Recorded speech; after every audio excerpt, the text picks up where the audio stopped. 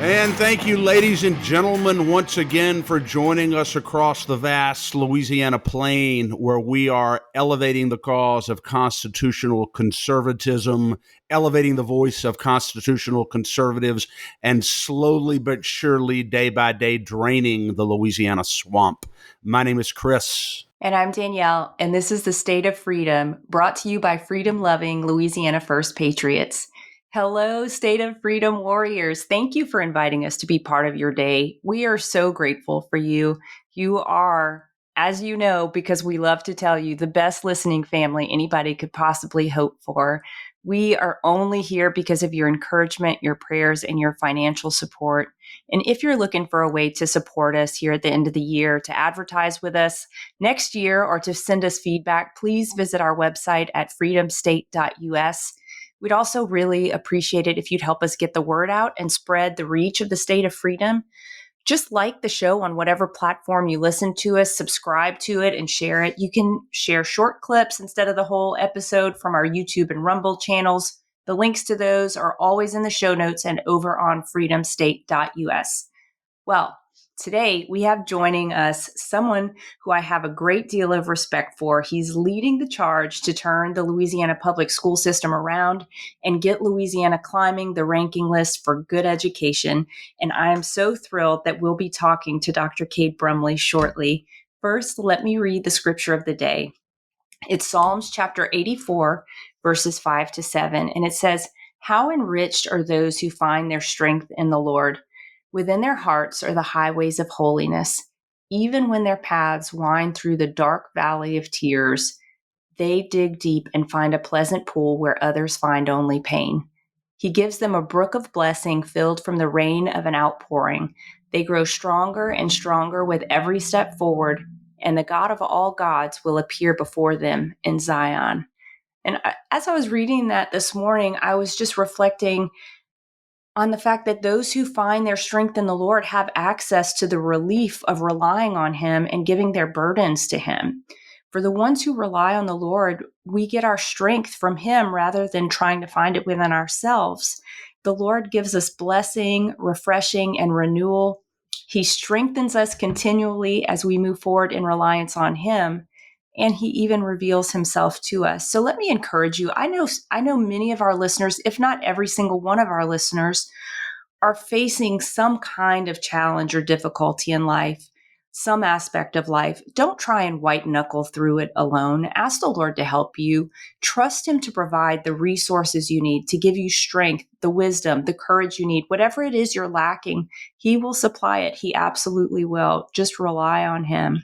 Well said, Danielle. I love the part of the psalm where David talks about digging deep and finding joy even in the hard times. You know, we have to remember that the holiday season for many people is a very joyful time, and for others it can be a very difficult time. Some people have just lost loved ones.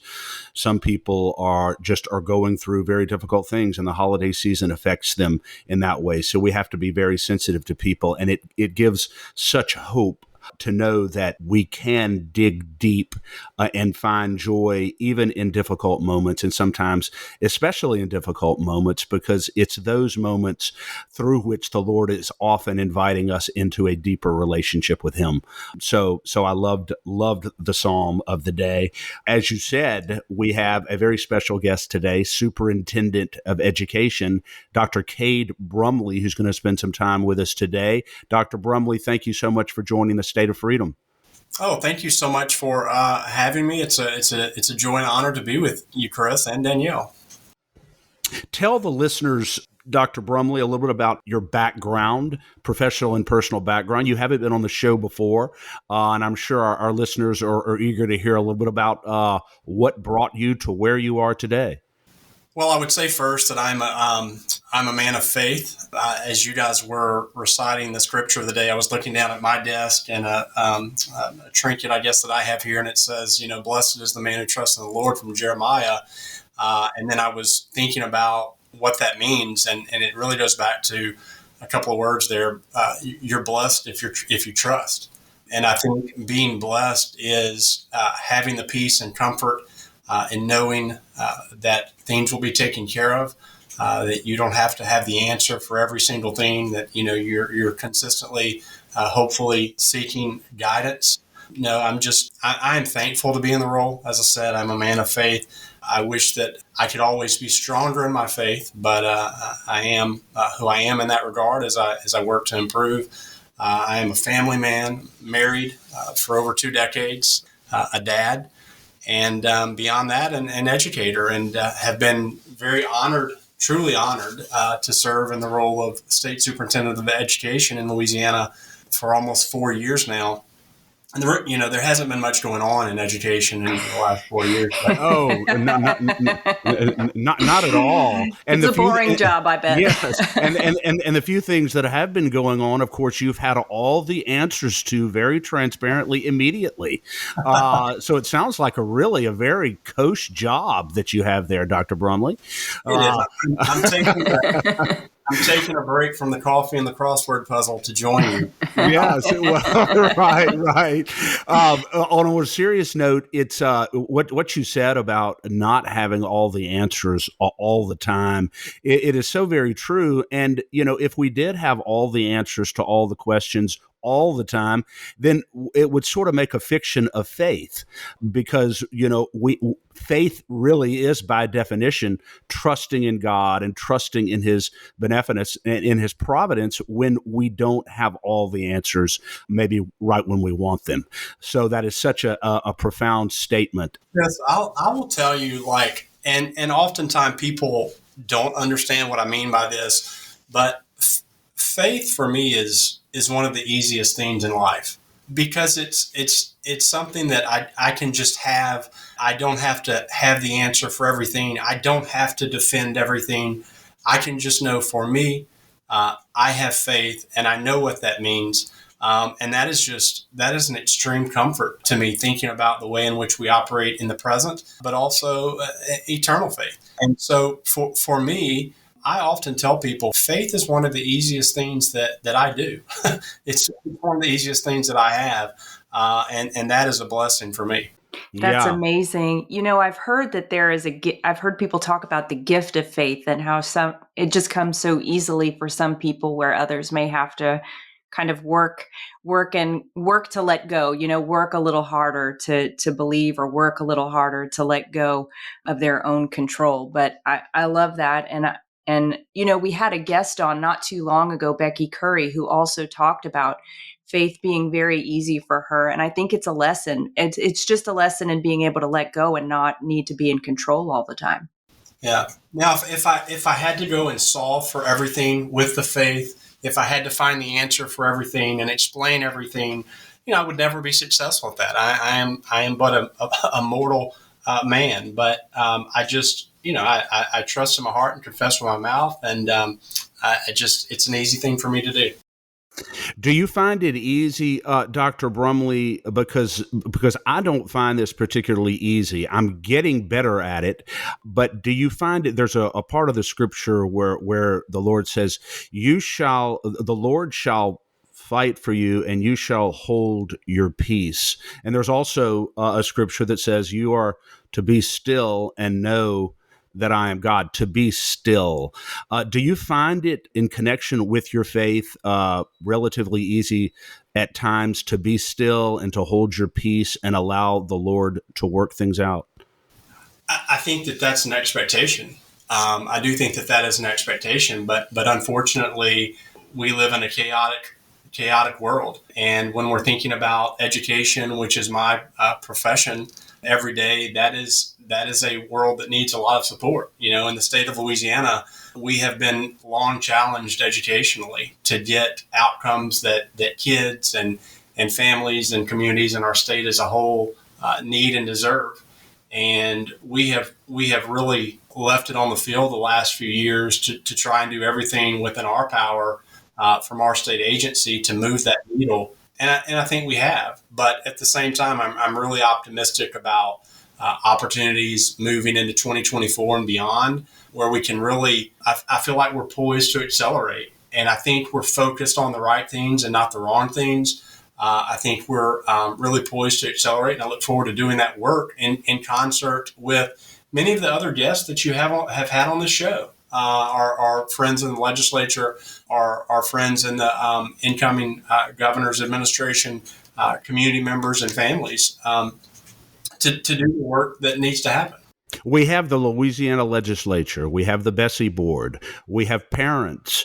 And, of course, we have the Department of Education, of which you are the superintendent. What is the role, Dr. Brumley, within that larger sort of coalition of interested parties? What is the role of the superintendent of education in addressing some of these core issues? Yeah, I mean, for me, what I have tried my best to do is to make sure that in the state of Louisiana, we are focused on doing the work that schools were ordained to do from the beginning. I believe that as much as possible, we should be focusing on ABCs and 1, 2, 3s, and many of the social issues and other progressive ideologies that exist aren't necessarily for the school system to solve. And so when you look across the country and you see school systems or schools failing in various endeavors, I would often argue that those are endeavors for which the school system was never intended or ordained to solve for. And so if we can just get back to our fundamental purpose of educating students in core content knowledge, keeping them safe while they're exercising those opportunities, I think that will go a long way. And so we have a set of priorities that we believe are really important. We've tried to work through those priorities and look forward to laying those priorities out again, moving into the new year. Well, tell us a little bit about that, because you've been doing the job, as you said, for almost 4 years now. What are you most proud of since becoming state superintendent? Well, I mean, if I looked at student outcomes, again, happy to acknowledge where we still have a lot of work to do, because we absolutely have a lot of work to do. But if we look at the nation's report card, Louisiana has never ranked higher in K-12 education. We've recently moved from 46th among all states in the country to 42nd. We led the entire country in fourth grade reading. Growth. Wow. I mean, Quite a stat there. That's important. If we look at U.S. News and World Report, Louisiana pre-K-12 education moved from 46 to 41 overall. And so I'm not here to brag about, we're 41 or 42 in the country in a ranking for education. But look, we're on the cusp of being in the 30s, and if you're in Louisiana, that should matter, because we've never been there before, so to speak. So it's a good place for us to see that type of movement, and we've done it through extreme challenges. We've done it through a global pandemic. In our state, I would say that we've had more challenges in Louisiana than in other parts of the country because of especially active hurricane seasons over the last few years. And so we are seeing growth in our statewide rankings, and that's positive. So I'm really excited that we have all worked together to do that. Parents, teachers, legislators, we've worked to do that together. And I'm just thankful that I've been able to be a part of that and to be able to say, hey, we're at a moment in time right now where the state of Louisiana, in terms of K-12 education, has never ranked higher. We have never ranked higher in the state. And that's why I say we're poised to accelerate. Now, I'll tell you personally, there's another thing that I'm very for which I'm very proud, and that is our state's social studies standards. I am by trade a history teacher, and was trained as a history teacher. And so whenever I stepped into this role and found that what we were expecting our students to know and be able to do in grades kindergarten through 12 in terms of U.S. history, civics, geography, economics, it lacked rigor, it lacked coherence, it lacked quality. And so I said, you know what, I wanted to take that on. And so we spent a year and a half on this project of looking at what we wanted our students to know and be able to do. And ultimately, through a lot of support from parents and teachers and the legislature, ultimately at our state board level, were able to get a set of standards unanimously approved. We had a legislative oversight hearing over those social studies standards. It was unanimously approved. And so what we call our freedom framework for social studies education, I believe are the strongest social studies standards in this country. They set the expectation that America was exceptional from the beginning. And over the course of a student's K-12 experience, they get to engage in primary source documents, looking at some of the most important people, places, speeches. And over the course of time, they look at times in our country's history when they weren't our best moments. And look how we worked through those together in a continuous quest to become a more perfect union. And so we have other states around the country in conversation with us now saying, hey, we would like to model the freedom framework that you all built in the state of Louisiana. And so I think it's really cool for me as a social studies teacher, history teacher by trade, to know that in other states around the country, those places are looking at Louisiana's freedom framework for the way in which they want to teach their students civics and history. Because right now, this is not just an educational challenge, this is a national security threat. Only about 12 to 13% of students are graduating high school proficient in U.S. history. And that is scary, and we have to solve for that. And I think in the state of Louisiana, we are embarking on that process through our freedom framework. That is such a positive development. Do you believe, Dr. Brumley, that the lack of education with regard to American history, the founding and the development of the country, the Constitution, the Declaration of Independence, obviously the colossal ignorance improving, but it's still widespread ignorance of our history. Is that one of your top concerns for the next generation? Oh, absolutely. And this is one of the things for my professional career of which I'm most proud that we were able to accomplish. We had bipartisan support across demographics to put forward a set of standards that told the whole story of our country.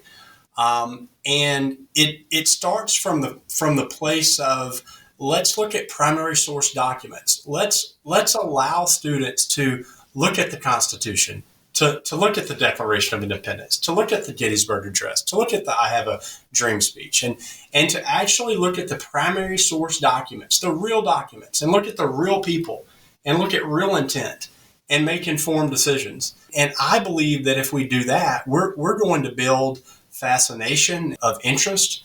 I believe we're going to certainly build a more competent citizenry. And so I'm proud that we've been able to lead in this work.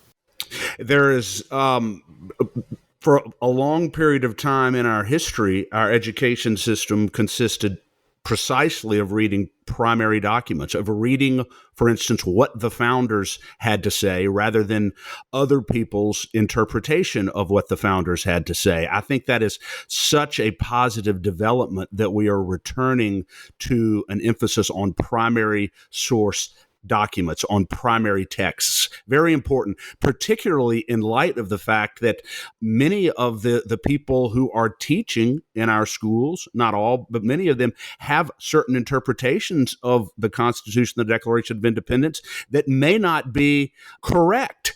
And so we should trust students and families and parents enough to be able to read primary source documents and understand the spirit in which those documents were written, instead of interpreting them in such a way that divides people against one another. Yeah, exactly. And I think that here, a mistake that the educational system made for some time is to not focus on this information, but also to push students out into action, to civic action, before the students fundamentally understood the history and the rationale behind that action, so that they could be informed in action that they could take as adults. And I feel like but the system was pushing students into civic action civics, before they had a full understanding of the history and the civics behind the country. That's an incredible point. And I just really love your perspective of instilling pride and an honest history into the curriculum so that students have the opportunity to feel proud about where they come from, feel proud about their heritage and the country that they were born into or that they were brought to, and that they get to be a part of something that's bigger than themselves, instead of kind of operating in this this idea and this place of victimhood and entitlement that I think you're exactly pointing to with this civic engagement without any understanding or grounding in reality or history. Right. Yeah. I mean, it's really important. We're happy to be leading this effort really across the country. That's amazing. Speaking of forming a more perfect union, as you mentioned too earlier, Dr. Brumley, I've always thought that the way our Constitution was written and the way our system was set up has allowed us to work through the challenges that we've worked through and survive as a country and as a republic. So I look upon our founding documents with even greater respect because they've allowed us, the amendment process in the Constitution, for instance, has allowed us to work through the challenges and the issues that we have faced, and again, survived with our documents intact. And so it really is a testament to the brilliance of our founders, rather than a cause for indicting our founders or our founding principles. Yeah, and even a step beyond that too, Chris, I would just say the importance of the system of education or the educational system in our country and in our state. I believe that one of the reasons this work is so important is because a quality educational system will not just sustain, but it will improve upon our republic. And that is the responsibility that we have as educators is to get this right, because as Reagan said, this is but a generational way of extension if we're not thoughtful in the way in which we are training our youth. So very, very true. Two issues that you've been taking a lot of time on recently are special education issues in Louisiana and the high school diploma appeals process. Talk about those issues, Dr. Brumley, and why those are important. Yeah, I mean, these are a couple of issues that have been in the press recently. The first has to do with the high school appeals issue. So several decades ago, our state legislature, state board, governor realized that oftentimes students were graduating from high school and in essence, they were illiterate.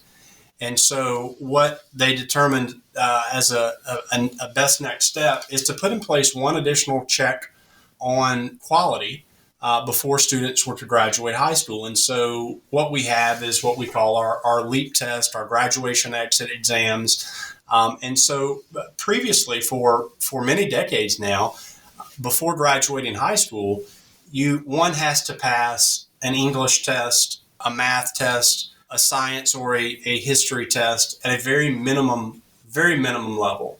And the purpose of that was to make sure we had one more check on the system before students graduated from high school. And so most recently, our state board took up a policy, and I have been very much opposed to this particular policy, that would allow students to no longer have to pass their LEAP test in order to graduate high school. And instead, there would be different options that they could exercise in order to attain a diploma. And so that passed narrowly by our state board on a 6-5 vote. That went to a legislative oversight hearing. And our legislature said, State Board of Education, we disagree with you. We think this is wrong. We think that this is a good check for students. And then it went to Governor John Bell Edwards, and he, in essence, said, no, I agree with the state board. And so what we have now at the end of calendar year 23 is this process will go into place where students are able to ascertain their high school diploma without having passed their LEAP test. I was opposed to this from the beginning, and the reason for me is, my signature, although electronic, goes on every high school diploma in the state of Louisiana. And so that is me signaling to employers, that is me signaling to universities, that is me signaling to our community that these students who are graduates have met a very minimum bar to be ready for that next season of life. And we're not going to be able to say that in the same way anymore in the state of Louisiana. And so that has been very much in the news. And I appreciate you asking me about it. Yeah. What about this, the special ed issue? We're talking about abuse, particularly of special ed students in Louisiana, but not only special ed students generally.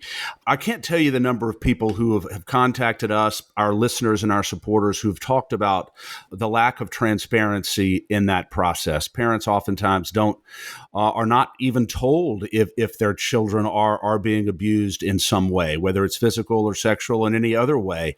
What is your appreciation of that process, and are administrators required to report abuse to law enforcement, and sort of what is the internal process that they're required to follow to make sure that parents really know what's going on with their kids? Yeah, so for one, all school employees are mandatory reporters. So should a school employee, whether that's a teacher, a janitor, anyone on that school site, should they suspect abuse coming from the home, they make a report to the Department of Children and Family Services. There's no question about that. They are a mandatory reporter. They have to do that. One of the questions that has come up recently is, what if the abuse is coming from someone from within inside the school building, and how is that addressed?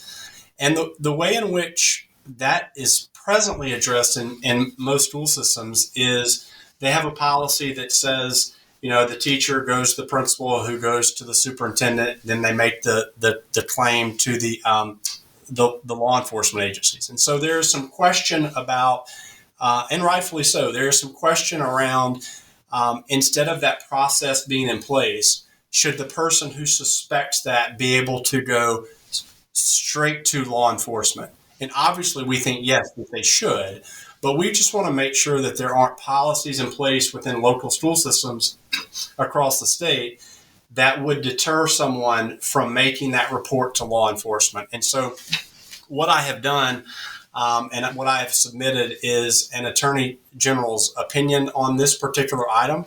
We know it's very clear if abuse is suspected from the home that schools employees are mandatory reporters. The question is less clear on who in that process makes that report to law enforcement if the abuse is suspected from within the school. And so what I want to do right here with this attorney general's opinion is to try to get some clarity on the processes that school systems are using right now, to see if those are in fact in line with the law. And if not, we need to work to make those corrections within local school systems. And if they are in line with the law, should there then be legislation that could then go in and clarify that even with more precision? Because ultimately what we want is, if a child is abused, that needs to be reported, whether that's to the Department of Family and Children's Services or directly to law enforcement. So it's a very technical issue, and I have asked for an attorney general opinion to try to bring clarity on this, because if clarity doesn't exist, we need to go and seek that out legislatively. Dr. Brumley, do you feel like, based upon what you've seen, there are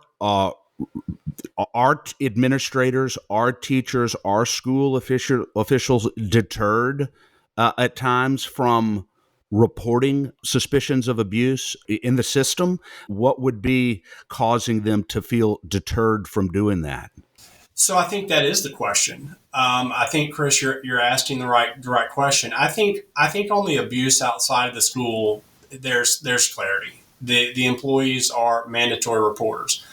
There is legislation that essentially, or law that essentially says that school employees can't be deterred from making the report to law enforcement. And so what is at the base of where I am trying to get AG opinion is, if a school system has a process in place that says teacher tells principal, principal tells superintendent, is that a process in which that is deterring someone from reporting to law enforcement?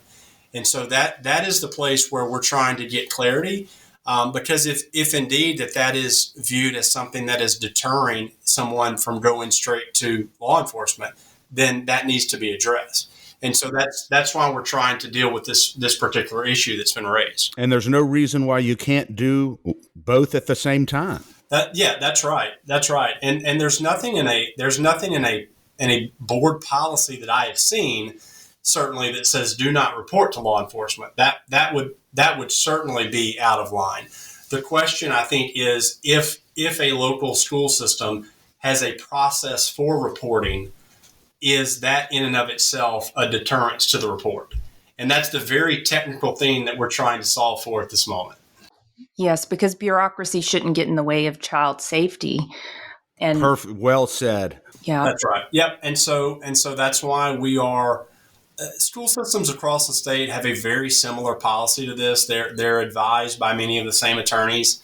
And so actually, in my request to the Attorney General, I've copied an example of one of these policies for the AG's office to weigh in on, because I think that the school systems need to know and families need to know, is this the right approach? And if not, we need to move towards that right approach. Yeah. And your position, just to be clear, Dr. Brumley, is that whether there is any form of abuse that's suspected, either within the home or within the school, within the bureaucracy, that should be reported to law enforcement, notwithstanding any administrative process that may be in place. Yeah, exactly. I mean, if there is suspicion of abuse, that needs to be reported. There is a ton of clarity on how to do that if that's outside the school. The question just becomes, if it's inside the school and a school or a school system has a process that says you report to A, who reports to B, who makes the report to law enforcement, is that out of alignment with the intent of the law? And so that is the area for which we're trying to solve. But I would certainly say that if anyone suspects abuse of a child, that should be reported.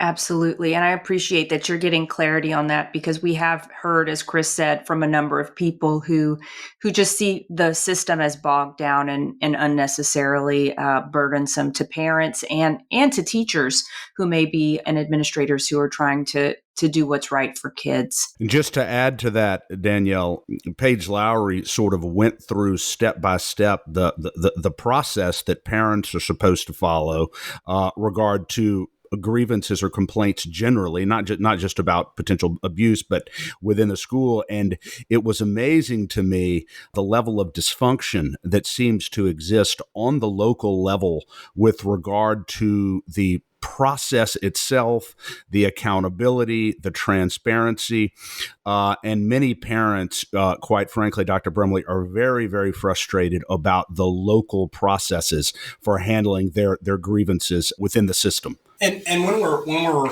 referring to special education students here, Chris, I want to say too, like, we have been working over the last year to try and improve processes at the Department of Education.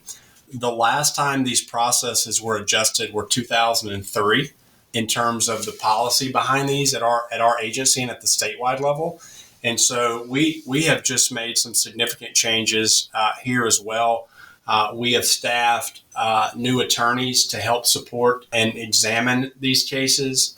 I have just recently hired the state's first ever special education ombudsperson, who is responsible for helping support families and navigating them through these processes. We've recently posted additional resources in multiple languages on our website. We will soon be posting redacted versions of violations and grievances on our website for public viewing. And so we're trying to bring as much transparency to this particular issue as possible. But it's not a policy, or it's a policy that had not been updated in 20 years. And so we are tackling that and are not done in this particular body of work. And you're the one who initiated the process of getting this ombudsman appointed, because that had never existed before, correct? Yeah, well, I had heard from some parents that they were receiving struggles and barriers on making reports about disputes with special education students. And so I commissioned an independent study to look at this very issue. I said, look, we have employees who have worked in the agency for a long time. We have new employees. I want to work with a national expert in this area to come in and just do an independent review of the entire process. And so they did that. At the same time, the legislative auditor did a performance review, not an investigative or financial audit, but a performance audit of the same process. And so we used our independent commission. We used the reports that and recommendations that they made, and we've begun making those recommendations and putting those recommendations into policy. And one of those recommendations was the ombudsperson who is responsible now for, if a parent has a particular complaint, they have someone at the state office that they can call and help them understand how to file a complaint, how to make sure that is tracked through the process. And so we think that we're making the right shifts here. We think that they're overdue, but we're glad to be making progress in this area and are not done. I'm so appreciative that you are not just taking a look at this and not just taking it seriously, but really have done the homework and have heard from parents and have responded. I think that's one of the issues we see most in kind of the parental rights space, is just the feeling from parents that they are not heard, that their voice is not heard, and that they don't have transparency into the system. So I just commend you on that. And maybe we'll shift subjects a little bit here, but you promoted during your first term diverting some of the state budget that's been spent on traditional education toward vocational education. And I'm a big believer in vocational training, and I think we've done a huge disservice to students and to our communities by just promoting traditional education and college as the only acceptable route for students. What's the status of vocational training in the state, and what does your office have planned on this issue? Yeah, Danielle, if okay, I would like to situate that in a broader set of priorities. For us as an agency, I'm pleased to share with you like the things where the areas where we spend considerable amount of our time and resource and energy are on early care and education. People may not realize that the Department of Education is responsible for all the early care centers across the state, the daycare centers. So we're not just K-12. We are responsible for all of the daycare centers across the entire state of Louisiana. So we spend a lot of time on early care and education. Then we're trying our best to go back to the basics and teaching kids how to read and do math. For me, on the reading front, we've passed a series of legislation over the last 3 years and policy shifts, and we're seeing great energy in a return to phonics-based literacy instruction and getting away from some of the chaos that people are utilizing to teach kids or to attempt to teach kids how to read. And then the other piece, with all the attention that we've given to literacy over the last 3 years, math is getting jealous. And we have to understand that we have to return to the foundational elements of math. For me, allowing students time to drill on math concepts is important. We talk about reading fluency. We don't talk enough about math fluency. And how do you build math fluency? You build math fluency by students doing math problems and doing multiplication tables and looking at fractions and measurement and all these flashcards. Flashcards. I can't tell you that everywhere I look in my house, I feel like I'm seeing another stack of math flashcards. It's like, wow, I never thought I was so good in math. But yeah, that's right. It's the drill. It's the repetition. Chris, I doubt your audience is aware of this, but this summer, I had our agency send flashcards to every elementary classroom in the state of Louisiana for math. Yes. And so I had system leaders calling me, man, I've got 100 boxes in the warehouse. What am I supposed to do? I said, get those flashcards to the children. Right. So, and yes. And in fact, we've got so many flashcards in our house. I've been having flashbacks to flashcards, but I'm sure it will fade over time. Well, we are, people ask me, they're like, why are you sending flashcards to every classroom in this? I said, because it's an important symbol.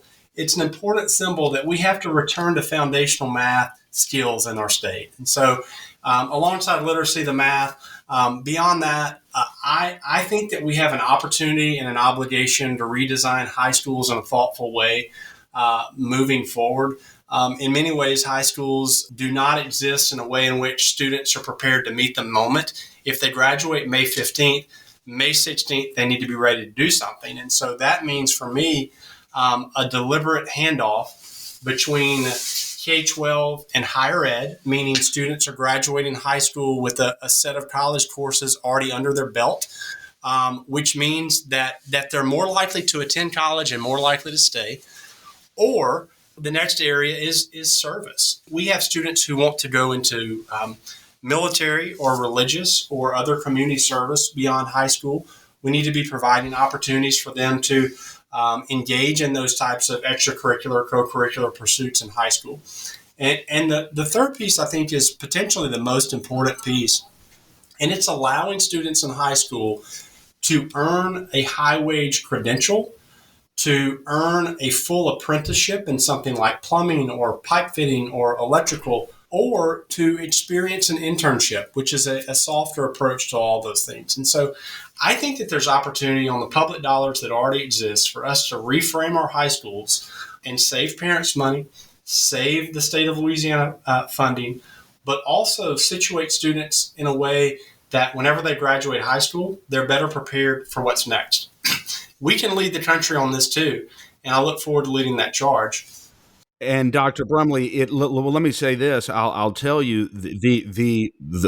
of the three that you just named, the three areas, I would say that the vocational training, the apprenticeship focus is extraordinarily important. I mean, I know personally a number of high school students who are seriously considering opting out of the traditional high school route and going into various vocations, which we need, as opposed to going to college where they don't necessarily feel like they're called to do it, but they don't have any other options.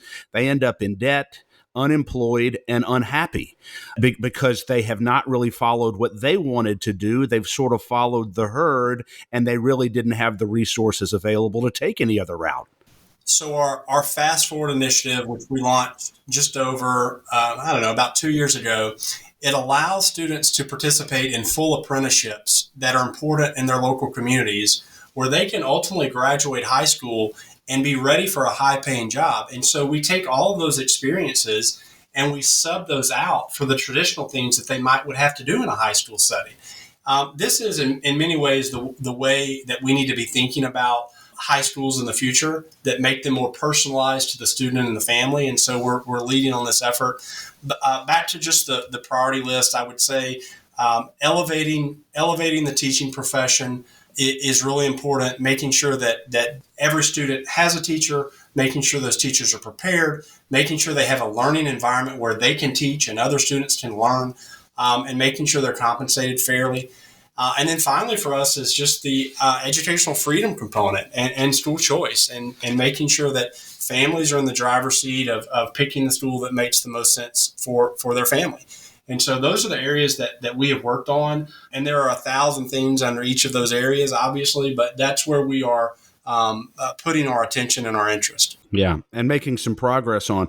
You've received some backlash for taking some positions publicly that have been in conflict, quite frankly, with both Governor Edwards and with President Biden, and issues Title IX, which is the federal law involving discrimination based on sex, safety in the schools, particularly gun safety, the COVID restrictions, which you were very outspoken on, trying to get kids back to school as quickly as possible, higher accountability measures, those issues that you have taken a public stance on. That's very different from our governor and our president. But I want to ask you, you can talk about any ones of these that you want, but I want to ask you about one in particular, and that's Title IX, which, as I said, and as you know, is the federal law that prohibits discrimination based upon sex in any public institution in Louisiana that receives federal money. What is your interpretation of that federal law, Dr. Brumley, and why have you taken a position that's differed from Governor Edwards and President Biden on that issue? Well, we spoke about my faith earlier being important and the protections that has given me. This was important in a number of these stances because they weren't always popular with our governor or with our president. But I felt like in all of these instances, I was speaking for the majority of Louisiana. On the Title IX issue, the Biden administration essentially tried to make schools across the state of Louisiana believe that the law had already shifted and that schools in the state of Louisiana were supposed to accept gender identity as biological sex. And if they did not do those things, then they were threatened to governmental sanctions and losing money for school lunches and all these types of things. And I just said, look, school systems in Louisiana, I issued them a notice. I said, do not follow the Biden administration's lead on Title IX. In Louisiana, we have the Women's Fairness in Sports Act, and it says in our state, sports will be separated by biological sex. Biological boys will face off against biological boys, and girls will compete against biological girls unless the sport is co-ed in nature. And for me, that is the way in which Title IX was, that is the intent. It is not for one's gender identity to determine where they compete. It is their biological sex. And that is where I have instructed our schools across the state of Louisiana to land. And the Department of Education on their website, I was reading it before the show, and I'm reading, it says, a recipient institution that receives federal funds must operate its program or activity in a non-discriminatory manner, free of discrimination based on sex, including sexual orientation and gender identity.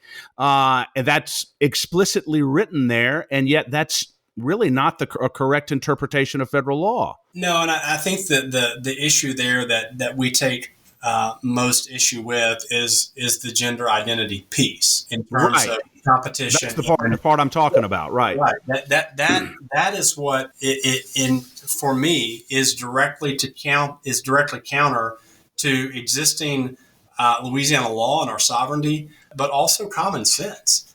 And that's why I feel like if they continue to push forward with this federally, then it's going to be imperative for Louisiana and states like Louisiana to have a governor, an attorney general, a state department of education, a state board, and legislature that are willing to stand up against that and say, we're not going to be a part of that, and we're going to fight back. And I think that's what you will see in the state of Louisiana. And that's why, quite frankly, Dr. Brumley, why LCAG, our group, and why the State of Freedom exists, to make sure that our state legislature and our state government stands up against precisely this type of federal overreach. That is the core reason why we exist. And I couldn't agree with you more that we have to stand up against it. And we have a constitutional right under the 9th and 10th Amendments to do just that. Yeah, I mean, and look, I think the same things can happen even within our own state. You mentioned me being outspoken against COVID restrictions, and I felt like in the state of Louisiana, we were able to push to have our students as much as possible in daily face-to-face instruction. I pushed very hard for that. We had support to do that, some champions in the legislature to help, some members of our state board helped, certainly community members helping. But had we not pushed to have our students in daily face-to-face instruction, the easier thing to have happened would have been for people to say, just don't have school. And imagine the amount of learning loss we would be trying to overcome at this point had we said that. But I'll tell you the other thing that I faced here is I had moms and dads coming to me consistently and frequently and saying, hey, my child's been quarantined for the 4th time. For the 5th goodness. time. Yeah. And they continue to be out of school and they've never been sick. And so we just got to a point at our agency where we saw that our schools were not super spreader, settings for the virus. We felt that we were having school effectively. And so I just said, look, in America, we have never quarantined well people. We've quarantined sick people. And so I said, parents, school systems, let parents have the choice around whether they want to quarantine their child. And let's stop all of the unnecessary quarantining that we are doing to the kids, because while I understand impacts of the virus, and I understood that, we have to evolve our understanding over time as we learn more. And what we were learning is that the majority of kids were doing okay with this, but we also knew that obesity rates in children were increasing. We knew that mental health trips to the ER were increasing. We knew that suicide rates, particularly among young girls, were increasing. We knew that juvenile diabetes was increasing. And I was using the stats from all of the organizations that were saying to keep kids out of school. And so I said, we can't have this both ways. We have to look at these other very serious effects of this virus if we can't return our kids to normalcy. And so that's why we pushed as much as possible up against some of the restrictions to make sure that kids can be in school as much as possible. Yeah. I can't say enough about that, because I moved home from New York during COVID, and what I saw people experiencing in New York vastly contrasted, I would say, with Louisiana, and it's remarkable. And I'm so grateful that you are getting our kids back in school. No doubt, and I'll add what you said to that, Dr. Brumley. Never in history, I mean, I'm a student of history also, as are you, and I've never seen in history any time where a government or a society responded to a pandemic or a disease outbreak the way our state and our country did to COVID. You're so right. We have always quarantined the sick. We've always made sure they had the resources to keep them safe, but you don't quarantine healthy people. And the vast majority of Louisianans and Americans were healthy, and yet they're forced to sit in their homes and lose their businesses and strain their marriages. It was just a horrible, horrible way to respond. And I know that you were outspoken about that from early on. Yeah, I mean, I knew it was important. I mean, because like I said, our state has been long challenged educationally. At the very beginning of COVID, we felt like we put in place the proper restrictions and mitigation efforts. But I think the mistake that so many places around the country made is, as we learned more about the virus, we tried to adjust our practices from our agency to meet what we were learning. And other places very doggedly just stayed in the old way of their understanding. And they kept those full restrictions in place. And kids across the country are seeing the damages of that. And I am thankful that to all degrees possible in the state of Louisiana, with help from external, my building for sure, in our communities, that we were able as much as possible to have students have normal lives as much as possible. Another issue that really is a big concern to parents, and we've touched on it, but we haven't really spoken directly to it, is wokeness in school curriculum. And, parents care about the truth being taught to their children. You've been someone who stood up for real education, which you've talked about, and you've really rejected the woke agenda, as you mentioned, with the Title IX issue, but also critical race theory, diversity, equity, and inclusion, and social emotional learning. What's your office doing to get these concepts out of the classroom? And ultimately, really, I guess the root of that would be also in the teacher training programs, so they don't filter down to students. Yeah, well, I mean, I can tell you that obviously, as you know, I mean, I've come out very early against critical race theory. I think it's a divisive concept for K-12 education. Likewise, I think that social emotional learning, in its transformational sense, threatens students in a way that it causes them to think about differences instead of similarities, and I think that too is problematic. But to the extent that I have been able to raise the issue and the awareness, I have done that. And I have done that alongside groups that are like-minded in these areas. But I will tell you that is in many ways the extent of what we are able to do. I think that if this is something that is important to the state in the areas that you're mentioning, it's going to take leadership from the governor's office, from the legislature, from the state board to think about what are the roles of these concepts in education in the state of Louisiana. Yes, and as on a number of other critically important issues that obviously are outside of your direct scope because you're not a legislature, these issues have been advanced in the legislature, and unfortunately, and this is another reason why we exist, but unfortunately, a number of those initiatives failed or stalled because of either liberal Republicans in the legislature or because of our governor. And we have a new crop of good conservative legislators who are coming in, both in the House and in the Senate. And we expect to see these issues directly addressed, including the critical race theory, the social emotional learning, because they are so divisive, and they really do not inculcate an appreciation for the brilliance of our founders or for the brilliance of our founding documents. But you're right. These are issues that must be addressed legislatively. They've got to get something to the governor's desk. And with our new governor, I would expect good legislation to be signed. I mean, I think that you're right in calling that out, Chris, as a legislative slash issue for an incoming governor to consider. You clearly know where I have been on these issues, but without support from some of the other entities of government, there's only so much that one can do. Well, Dr. Brumley, you have been so generous with your time, and we're just so grateful for all the work that you're doing on behalf of students and parents at the superintendent's office. In closing, would you give parents a word of encouragement about the direction of the Louisiana public school system, and maybe a taste of what they can be looking forward to in the years ahead? Well, I mean, I am an educator, but I'm also a dad. I'm also a husband.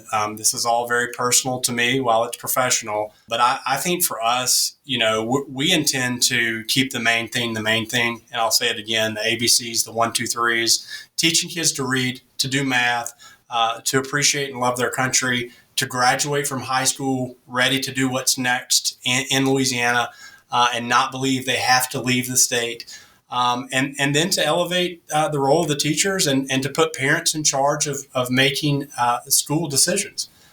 Those are the areas that we think are the most important areas, and we will continue, hopefully in concert with our new state board and our new legislature and our new governor, to drive the state forward in those areas. And where we have made gains, and we are, as I've said, the state of Louisiana has never ranked higher on the nation's report card or U.S. News and World Report on K-12 education. Where we've made that progress, I feel like we are really poised to accelerate. We've had a number of guests on the show, Dr. Brumley, who have said that because of the good, strong legislature we have now, because of our new governor, because of you and what you're promoting and pushing, if we don't succeed in elevating our state, improving our state on these issues of education, then it's really our own fault. We really have no excuse. This is a great opportunity that we have to seize. Would you agree with that? I do agree with that, and I agree with that beyond the field of education. I believe that's true with the economy. I believe that's true with crime. I believe that's true with health. You name the subject, education included. I think that is an accurate statement. Well, we thank you for joining us today, Dr. Brumley. We're going to have you back on again soon. Thank you for your service to our state and for taking good, courageous positions on issues that matter. Something that you said earlier, you talked about Reagan, and Reagan said that, freedom is really only one generation away from extinction. And I'm so thankful, and I take great solace in having someone like you at the helm of our education system who understands that very important principle, that the minds and the hearts of our students really are the heart of the next generation. So thank you so much for joining us, and God bless you in your continued work. God bless you.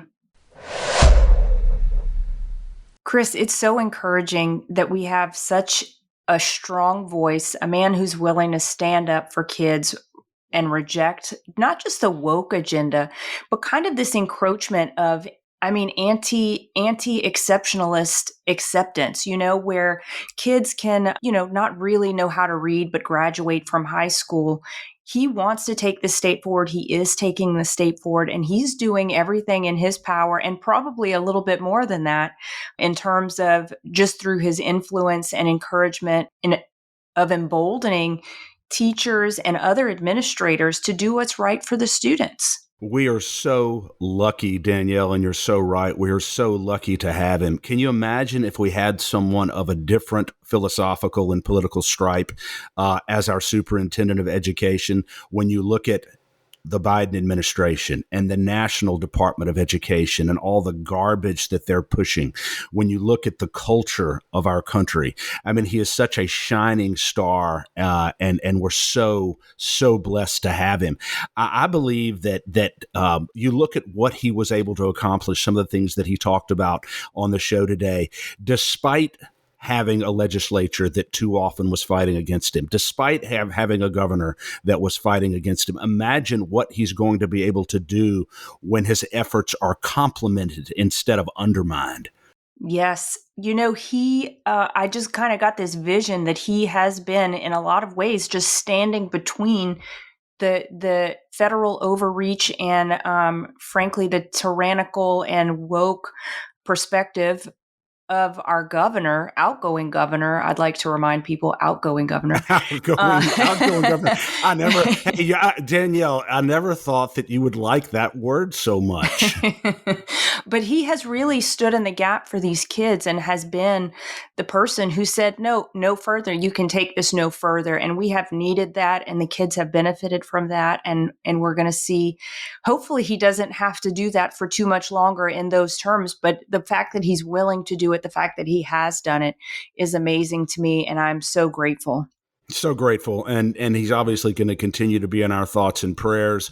And what a joy to have him on today. Well, Danielle, on this just a few days before Christmas 2023, I want to thank you for another opportunity to join you today on the State of Freedom. I want to thank our listeners and obviously wish everyone a very, very Merry Christmas, and thank our listeners for their continued support, their continued assistance to the State of Freedom.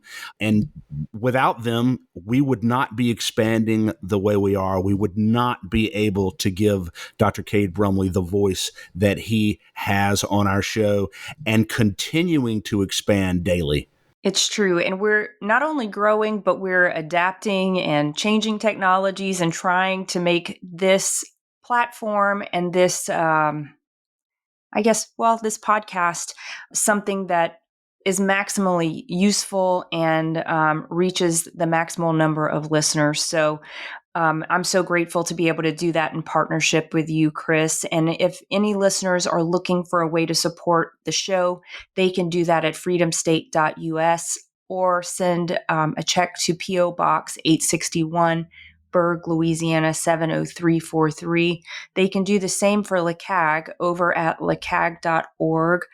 And Chris, give them the P.O. Box. P.O. Box 64952, Baton Rouge, Louisiana 70896. We are continuing to expand all three prongs of our effort in the legislature, also with regard to candidates and campaigns, and of course, right here on the State of Freedom, where the platform is broadening and expanding every day, and citizens are finally beginning to believe that their voices are being heard. And that is such a gratifying reality to me. It is, and we're able to back up fantastic people who are doing good work, just like Dr. Cade Brumley. So thank you all so much for your support and for being involved with us. Before we go, I'd also like to mention an opportunity for any listener who may be investing in precious metals or interested in doing so, or even starting a home-based business in the precious metals industry. Metal Stacks is a precious metals collectors club where you can buy your metals at the best prices on the market, actual dealer cost.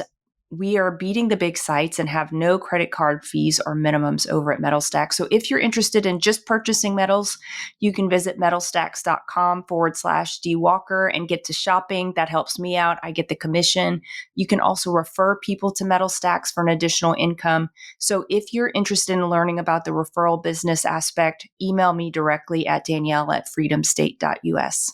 Katie and I are very, very happy to be participating in Metal Stacks with you. What a tremendous, tremendous opportunity.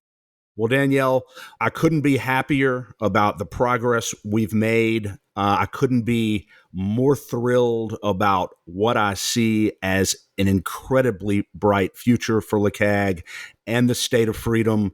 And I know that with God's grace and courage and discipline and focus each day, we will take another step to preserve the state of freedom in Louisiana. Amen. Merry Christmas, Chris. Merry Christmas. Thanks for listening to The State of Freedom. To stay on top of all the calls to action we mentioned today, just check out the show notes for the episode. If you'd like to support the show financially, visit our website at freedomstate.us. If you'd prefer to give by mail, you can send a check to The State of Freedom, LLC at P.O. Box 861, Berg, Louisiana 70343. If you own a business in Louisiana and are interested in supporting our show by advertising, please email us at info@freedomstate.us. To get involved with Louisiana Citizen Advocacy Group, visit lacag.org, LACAG.org, or email Chris at chris@lacag.org. If you're enjoying the podcast, please subscribe and share it. Give us a 5-star rating in the reviews. Thanks again, everybody. We'll see you next time.